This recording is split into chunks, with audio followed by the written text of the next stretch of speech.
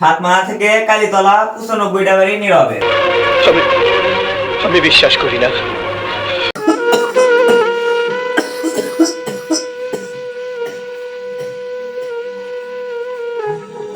শোনো, তোমার তো শরীরের অবস্থা খুবই খারাপ, তো তোমাকে একটা কথা বলা চাস না। তোমার যে তিনটে বেটা আছে, সেই তিন বেটা যে তুমি ইনকে ছুঁয়ে যাচ্ছ, তারা কাজ কাম করে না, কিছু করে না, তারপর গোতর তুলে দেওয়া লাগবে লয়। তোর কোনো সেই বিষয়ে কোনো টেনশন করা লাগবে লয়। আমি উকিল হোক আসার সময় কই আসছি, উকিল সব কাগজপাতি রেডি করে আসবে চাচা। এখন মনে হয় আসবি। হ্যাঁ হ্যাঁ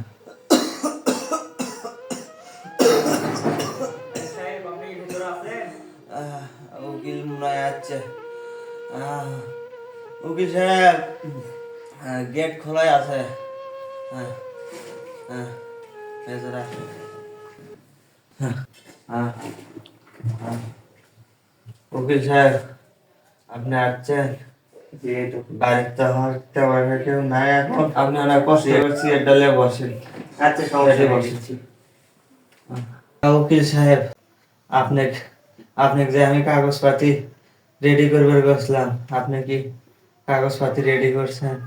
হ্যাঁ, আপনি যেগুলা কাগজপাতি ঠিক করতে দিয়েছিলেন, লিখতে দিয়েছিলেন, সবকিছু আমি লিখে নিচ্ছি।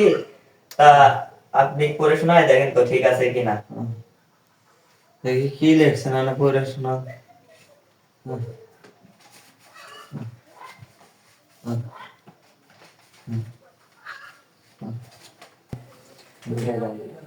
ভান্ডারবাইকা পাতারপাড়া নিবাসী মোহাম্মদ আজিজ খান তার ব্যবসা প্রতিষ্ঠান 3 ছেলেকে সমান ভাগে ভাগ করে দিলেন।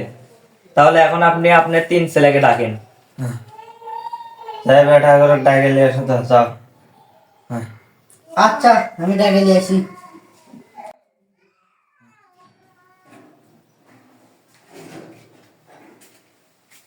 কি আছে কও? কি আছে কও? আব্বা কোন? উকিল কি কয় শোন। কি আছে কোন? আপনি কোন? আপনার বাপের যে ব্যবসা প্রতিষ্ঠান, সেই ব্যবসা প্রতিষ্ঠান আপনাদের 3 জনের নামে ভাগ করে দিছে। তা কার কোন জায়গা দিছে সেটা দেখেন, শোনেন আমি বলি। বনে থেকে কলোনি 106টা বাড়ি বুটুর, কলোনি থেকে সাতমাথা 101টা বাড়ি মিনাজের, সাতমাথা থেকে কালীতলা 95টা বাড়ি নীরবের। না, আমি এলে না নিলে। আমি এলে বাড়ি বড় ছেলে, আমার কাছে টাকা কম দেখিস, আমার বেশি লিয়া লাগবে আমার। তুমি এটা কম করছো?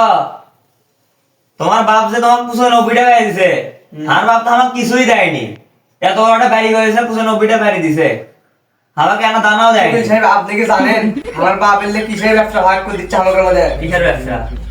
আমার বাপ যে আগে এই করে বাড়িতে ভিক করে খাচ্ছিল, সেই করে বাড়ি যাবে আমাকে 3 বার ভিক করে খাওয়া লাগবে, সেজন্য এলে বাড়ি দিচ্ছে। আ আল্লাহ